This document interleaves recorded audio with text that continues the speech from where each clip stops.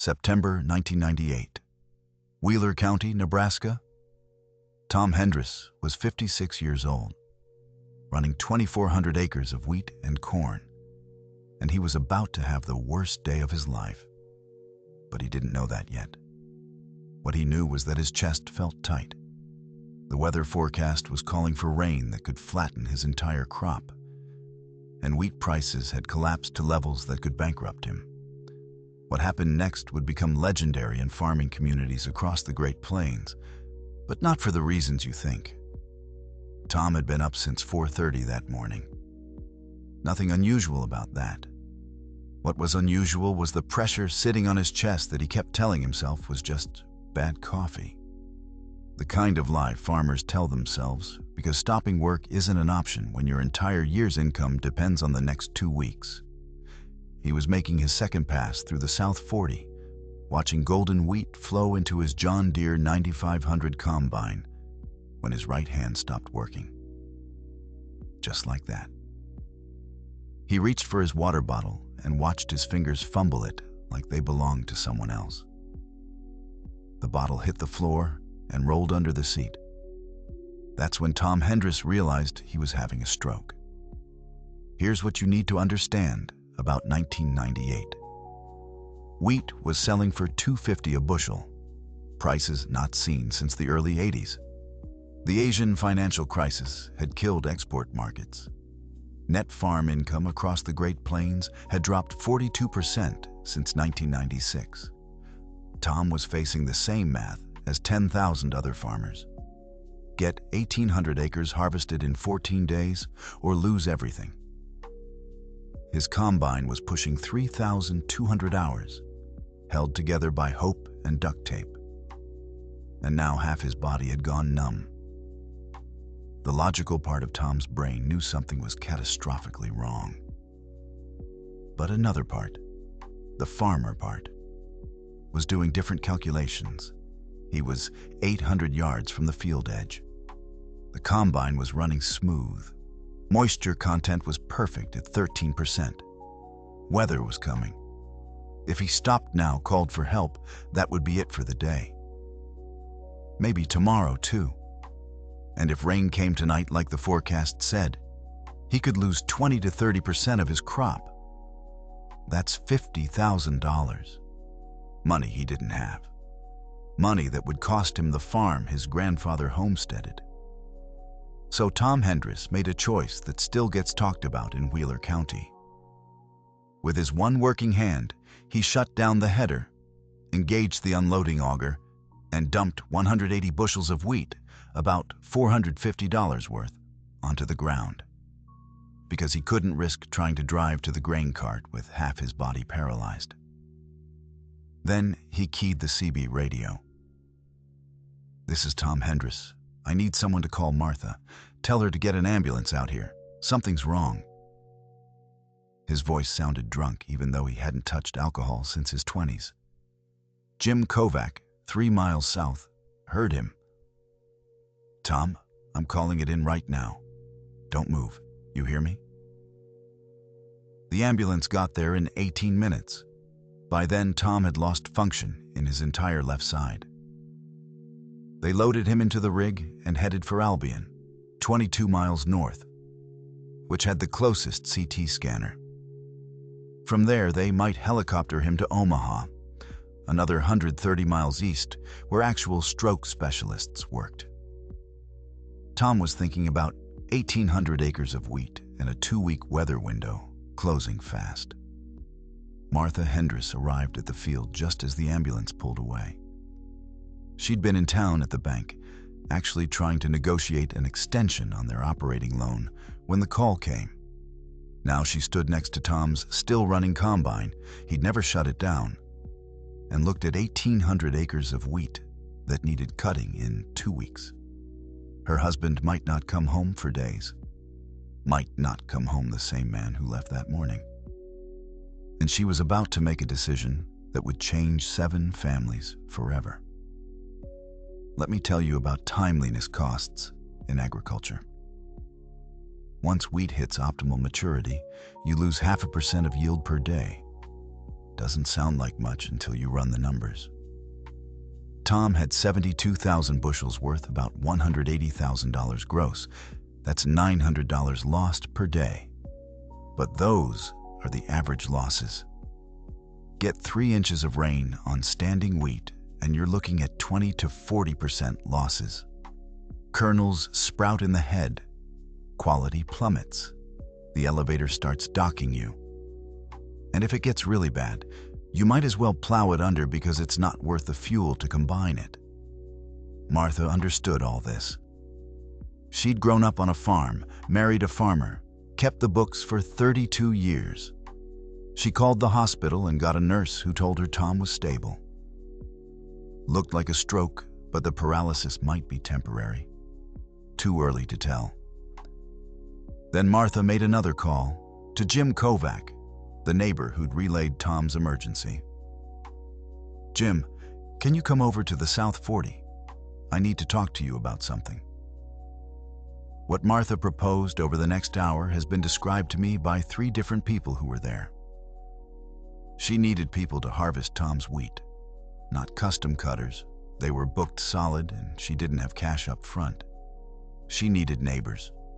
People with their own combines, their own fuel, their own labor, who would take time away from their own harvest to cut someone else's crop. In the old days, this wouldn't have been unusual. Farm communities operated on mutual aid. Your barn burns down, the community shows up with hammers and lumber. Your husband gets hurt during harvest, neighbors bring equipment. But by 1998, that system was dying. Wheeler County had lost 32% of its farms between 1982 and 1997. The farms that remained were bigger, more leveraged, operating on razor-thin margins with less slack in their time and labor. When Martha asked Jim if he could help, she wasn't asking for a favor. She was asking him to make a business decision that could cost him real money. Jim thought about it for maybe 30 seconds. "I can give you tomorrow. Got my own wheat about half done, but it can wait a day. I'll bring my combine over at first light." Then Jim made a call to his brother-in-law, who called another neighbor who called someone else. By 7 that night, when Martha got to the hospital and sat down next to Tom's bed, he was stable, paralysis starting to improve slightly with clot-busting drugs. She had commitments from 7 different farmers to bring combines to the South 40 starting at dawn. 7 combines. Here's what that meant. What would take Tom's machine 5 to 6 days, they could do in 1. The difference between getting a crop and losing it. But here's where the story takes its first real twist. Because when those 7 farmers showed up at 5:30 the next morning, they weren't just bringing equipment. They were bringing $1 million worth of machinery. Jim Kovac came with a John Deere 9600, one size class up from Tom's machine. Bought new in 1996, just before grain prices collapsed. He was locked into payments he couldn't quite afford. Dennis Paulson brought a Case IH 1680, a machine from 1989 showing its age. The 3 Adamson brothers, though the youngest was 43, brought 2 John Deere 7720s and 1 ancient 6620 from 1979 that should have been retired years ago but was still running because that's what you do when you can't afford new equipment. House Sorensen brought a massive John Deere 9610, bought in 1997 right at peak equipment prices. He was now underwater on the loan. And Walt Morrison showed up with a Massey Ferguson 8570, a Canadian-built machine you didn't see often in Nebraska. Walt was only running about 1,000 acres and could have skipped a day without major consequences. But he showed up anyway because Tom Hendris had shown up the previous winter when Walt's wife had pneumonia and fed Walt's cattle for 2 weeks straight. Never said a word about it. Never expected anything in return. 7 combines. 7 men who all had their own farms, their own pressures, their own problems. But here's the twist nobody saw coming. This wasn't as simple as turning 7 combines loose in a field. You can't do that. Machines would run into each other, overlap passes, miss gaps, trample grain. Harvesting 1,800 acres with multiple machines required military-level coordination. Jim Kovac laid out what became known as the Hendris Formation. 3 combines would start north, working south, offset so they weren't eating each other's dust. 3 more would start south, working north. Tom's own 9500 would work the west edge, cutting a border to give other machines room to turn without traveling over standing wheat. They'd communicate by CB radio, coordinate with 2 grain trucks that would shuttle wheat to the elevator, work until they ran out of daylight or wheat. The plan was perfect. What nobody counted on was reality. 2 hours in, Dennis Paulson's Case IH threw a belt, shut down the rotor completely. Would have been a disaster except Carl Adamson, the youngest brother who could run that ancient 6C620 better than anyone, had a spare belt in his truck that was close enough in size to work as a field repair. They got Dennis running again in 40 minutes. Crisis 1 averted, but Crisis 2 was already brewing. House Sorensen's big 9610 started losing power around noon. Fuel filter contamination. House fixed it himself because when you're running a $400,000 combine, you learn fast or go broke paying mechanics. Then Walt Morrison's Massey Ferguson started throwing grain out the back. Grain loss. Kernels making it through the threshing process without getting captured, just blown onto the ground. For 40 minutes, Walt was leaving maybe 2% of the grain behind. Across 20 acres, that added up to real money lost. He caught it, adjusted his rotor speed and concave clearance, got it dialed back in. 3 major breakdowns, 3 field repairs, and they were only halfway through. Here's the twist nobody talks about.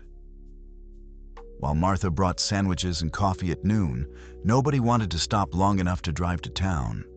Jim Kovac was doing calculations on notebook paper. Weather was holding. Clouds building in the west, but no rain yet. If they kept this pace, if nothing major broke, they'd finish by dark. But Jim knew something nobody else did yet. His own wheat needed 3 more days of work. The forecast showed 40% chance of rain next week. By taking this day to help Tom, Jim was pushing his own harvest into a weather window that might close on him. House Sorensen was running behind on a cash rent farm. If he didn't get that farm harvested by end of September, the landlord could hire a custom cutter and charge House for it per the lease agreement. Every hour House spent on Tom's farm was an hour he wasn't spending on that obligation. The Adamson brothers had put off maintenance to be here. Maintenance that should have been done before harvest started. They were nursing equipment that was increasingly likely to have a major breakdown. And if that happened on their farm next week, they'd have nobody to call because everyone else would be busy with their own harvest.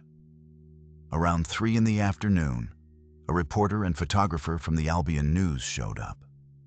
Someone had called the paper, probably one of the farmers' wives, and the editor sent them out because this was exactly the story small-town papers live for. The photographer got pictures of all 7 combines working together, aerial views of machines cutting through golden wheat, dust rising, grain flowing. Beautiful images. Made the front page next week, got picked up by the Omaha World Herald, even made it into farm magazine articles about rural community traditions. What the pictures didn't show was the cost. Not the obvious cost of fuel and equipment wear, but the opportunity cost and the risks 7 men were taking by being there instead of somewhere else. These were the real costs of rural mutual aid in 1998. Not the sentimental story about neighbors helping neighbors, but the hard economic calculus of men deciding that some obligations transcended simple profit and loss calculations, even when they couldn't afford to. By 7 p.m., as the sun dropped toward the horizon and turned that particular golden color that only happens in September, the last combine finished its last pass. Tom Hendriss's South 40 was done. 1,800 acres cut. Grain in trucks headed to or already at the elevator. The 7 men shut down their machines, climbed down from cabs, stood around in the cooling evening air. Didn't say much. Jim Kovac shook Martha's hand. "Give Tom our best." Fired up his 9600 and headed back to his own farm where his own wheat was waiting. The others followed one by one, combines rumbling down county roads and gathering dark. Martha stood in the empty field and cried for about 10 minutes, then got in her truck and drove back to Albion to sit with her husband. Tom spent 4 days in the hospital, 2 more weeks in outpatient rehab. The stroke had been moderate. Most function came back, though his left hand never quite worked right again. The neurologist said he'd been lucky. Tom knew he'd been lucky in more ways than one. The wheat brought $2.48 a bushel. After accounting for everything, they cleared about $41,000. In a good year, they'd have made twice that. But 1998 wasn't a good year. Tom tried to pay his neighbors back, called each one, offered to work on their farms, pay something for fuel and time. Every single one refused payment. "You'd have done the same for me," Jim Kovac told him. And Tom realized that was true. Not because he could afford it, but because that's how it worked, or how it used to work. Here's where the story takes its darkest twist, because this doesn't have a purely happy ending. Jim Kovac got his own wheat harvested 4 days after helping Tom, just before a 3-day rainstorm rolled through Wheeler County. The rain knocked down about 30% of his crop. Not enough to destroy it, but enough to dock him hard on test weight at the elevator. He barely broke even that year. In 1999, he sold his farm to a corporate operation and went to work for them as an equipment operator. He's still farming the same land he owned, technically, but now he does it for a salary instead of equity. House Sorensen got caught in a cash crunch in 2000. Grain prices stayed low, equipment loans came due. He sold his big 9610 at auction for half what he owed on it, had to restructure his entire operation, dropped from 4,000 acres to 1,500. He's still farming, but on a much smaller scale. He'll probably never recover the equity position he had in 1998. 2 of the Adamson brothers quit farming entirely between 1999 and 2001. The old 6620 finally died in 2003, threw a rod through the engine block in the middle of a field. Carl Adamson, who could run that machine better than anyone, is now a mechanic in Grand Island. He says he doesn't miss farming. His wife says he's lying. These aren't failures exactly. They're realities. Between 1997 and 2002, more than 55,000 farms went out of business across the United States. Family farms, operations in the same family for 2, 3, sometimes 4 generations. They weren't bad farmers. They were caught in an economic squeeze between low commodity prices and high input costs, operating on margins so thin that one bad year could wipe out 5 good years of equity. The 7 neighbors who showed up to help Tom in September 1998 were operating in an economy fundamentally different from what their fathers had known. Would 7 neighbors still show up today with combines to help someone in crisis? In some communities, absolutely. In others, maybe not. Not because people are less generous, but because the economics of modern farming make it harder.